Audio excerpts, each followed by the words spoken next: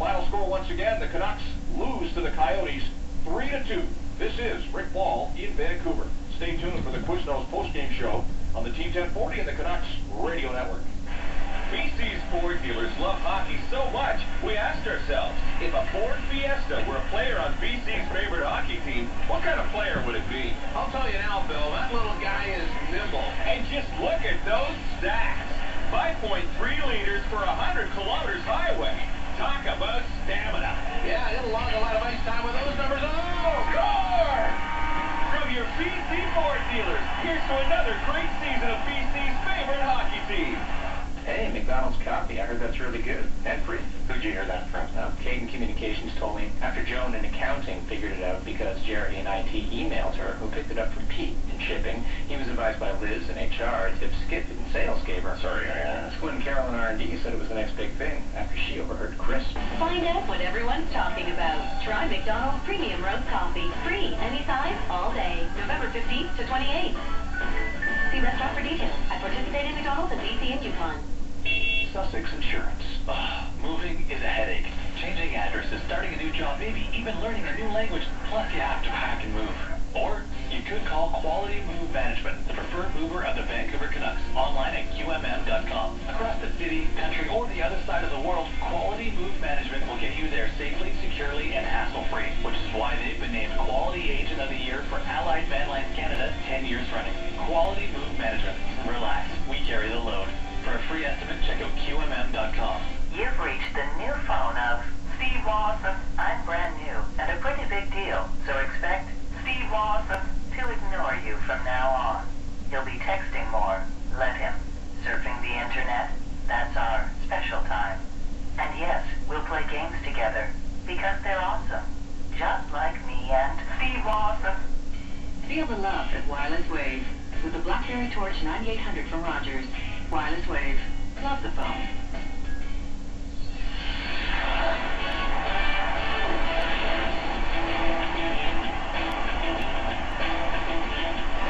This is the Quiznos postgame show with the latest on tonight's game from the coaches, players, our expert analysts, and you, the fan. The Canucks play here. It's Quiznos postgame show live from Rogers Arena. Different order of things because of Special Forces night. Let's head down to the podium right now. Head coach Elaine Vigneault. Finishing, finding the back of the net, and it seems the other team are, throwing pucks at our net and it's going off the shin pad and stuff like that. So those are the battles you got to go through, and we got a good core group, and we're going to keep working hard and battle our way through it. Falling behind, but down 2-0 again. It takes so much energy to come back and then to catch up. Yeah, I mean, obviously, for a little while, it seems to be the scenario that we're faced with game in and game out. I don't think it's because the guys aren't ready to play. I mean, we've had some great starts. We've had some starts where we're out-chancing, out-shooting the opposition, and, for whatever reason, they seem to be getting that first goal. So that happens. We're going to get ready for the next game. Referenced a lot of pucks bouncing off people. Roberto's been really good in games after he's been yanked. How do you think he was? Well, it was fine. I mean, both goaltenders gave their team a chance to win. Both teams battled real hard. I mean, that's a team that tonight that got more points than we did last year. I mean, they're a real strong hockey team. They battled real hard. They got 4 lines that they can put on the ice, and their D was D that scored the most goals in the league last year. It's a strong team. They worked real hard. And we battled real hard, but they were able to get the one in the third period. Guys are struggling offensively. Did you just keep them going as they are, or you try to? Well, I think what you've got to do, obviously some guys are fighting a little bit right now, is you want to be supportive, you want to make sure they're working hard, they're doing the right things on the ice, they play the right way, and that's what we're doing. They just need a little break here and there, and then things start going your way. They're competing, they're working hard. I mean, they're the type of line that's going to play hard at both ends of the rink. I mean, tonight, they got caught there on a change, but their line that offensively they're going to chip in by, getting it deep and getting to the front of the net, screening the goaltender, and getting the rebounds. That's how they've scored so far. You didn't have one power play tonight. Is that because you weren't getting the calls and because you weren't working hard enough to go on offensively? I mean, sometimes it's going to happen. I can't question how the referees are seeing the games. Well, I think we're a work in progress. We're like all the other teams in our conference or in the league. I mean, some areas of our game that we like. There's some other areas that we need to improve. Our specialty teams have been good. Our 5-on-5 play is going to get better, and we're going to continue to take strides and get better. Is there a status on that first line, or is there even enough work to do? You know, I thought he worked real hard, but in that line spent countless time in the other team's end, but they didn't get any finish. So we'll just take tomorrow to analyze this game and then make the adjustments that we need to make. You thought of taking Louis out? Well, I asked him when he came to the bench at that first TV timeout if he was fine, and he told me he was fine. So. Was it the same rationale with Raymond, with Bird? I mean, Alex Burrows, I mean, he's working. He's doing everything he can to, you know, get his game to where we need it to be for, you know, us to have success. I can't ask more than that. You say you pretty much have a feel for it being a quarter pole. Do you have a feel for your group yet? I say we're same way we've been in the past. I mean, you know, we're used to these starts, and our guys battle hard. There's good accountability in that dressing room, and we're going to continue to work. Did you like Raymond tonight? Yeah, I think Mace is obviously trying to use his strengths. I'd like him to go to the net a little bit more, but you know, I can't question his effort. Thanks, guys.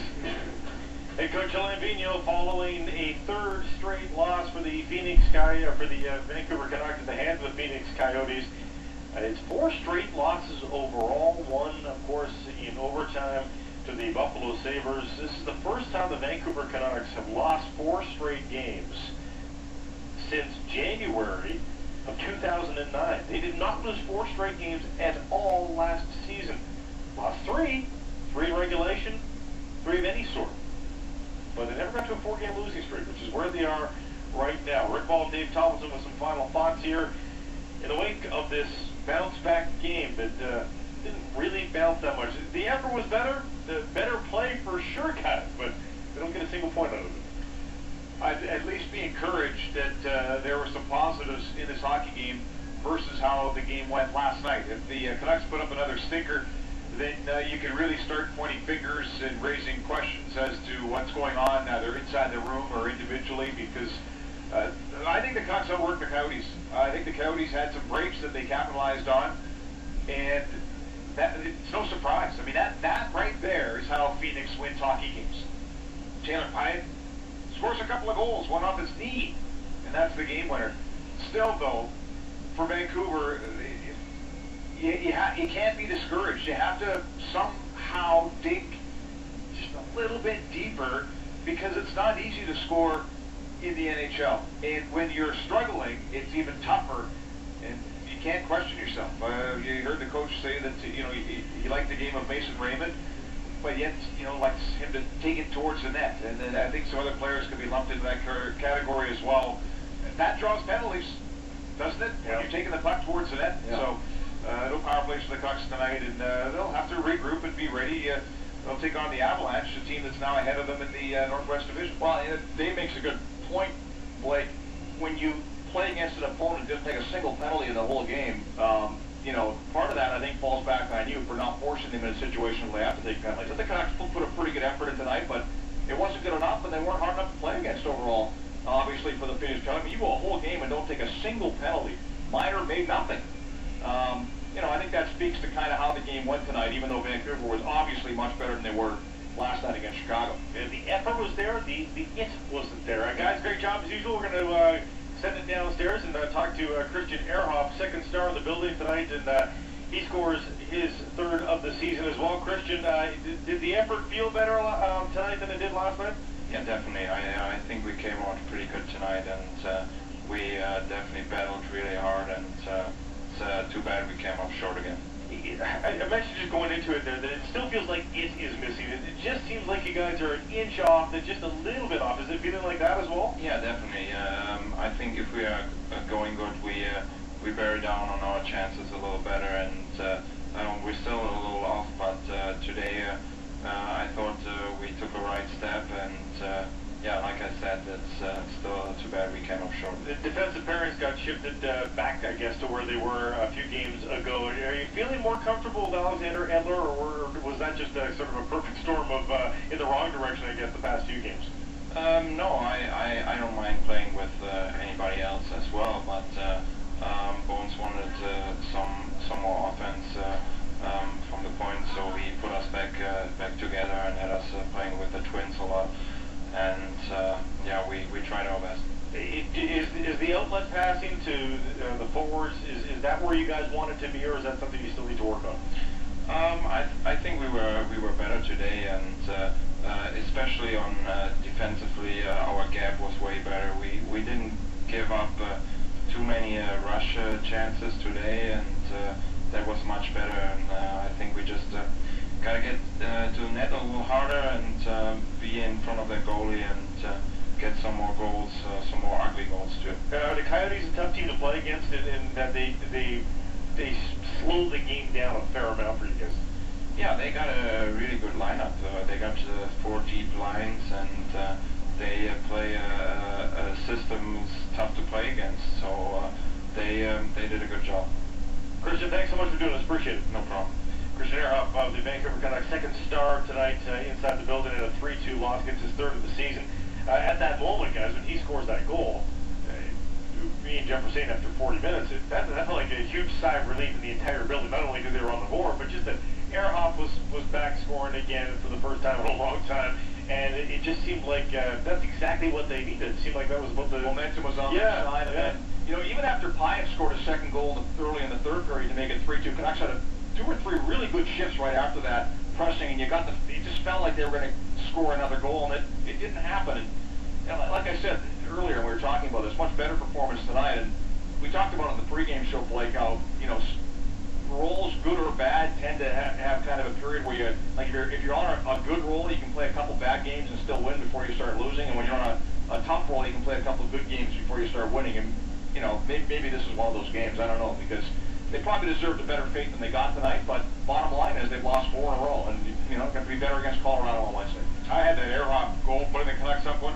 That's how good that You were literally starting over at that point. They were down 2-1 at the time, and then here's the tough thing about the fourth line. They tied a hockey game. Schaefer and it's Tanner Glass who ends up going to the net, and so that's what Vino was looking for, a little offense from the fourth line. Then they get stuck out there for the game-winning goal against that goes off Taylor Pyatt's knee, and then they're kind of stapled back to the bench, and that's tough. The lines ahead of them, the Sedins did everything but score, let's put it that way, and I think you're right, Rick, you know, when you're kind of diving down in an airplane, you just keep pulling back on that yoke. Thank you. And that gets you out of it before you start going up again. I was going to just wait until one of you guys help me out. And then you start going up. And that's what I think the Canucks are kind of maybe at that point right now where they're starting to go up. I don't want to put it all on one player, but when Alex Burrows gets a break and gets his next goal, I think just the floodgates are going to open for him, and the whole team's just going to follow up with that. What we talked about it a bit during the broadcast, but Sanderson and the Twins, they just seem to be off by that much. I mean, how many passes do we see where the Twins do their thing? Yeah. And it's in Sanderson's skates. Well, last night too, and he can't pull the trigger. What's that all about? I mean, just right-handed shot. Yeah, left-handed shot. My kind of analytical mind. I think I was bang on. I think they were looking for Burrows, but they were just thinking in their mind to lead the guy on that side. Yeah, and so a little bit of practice time, and you get that ironed out. Hey, I'm a righty. This is not Alex.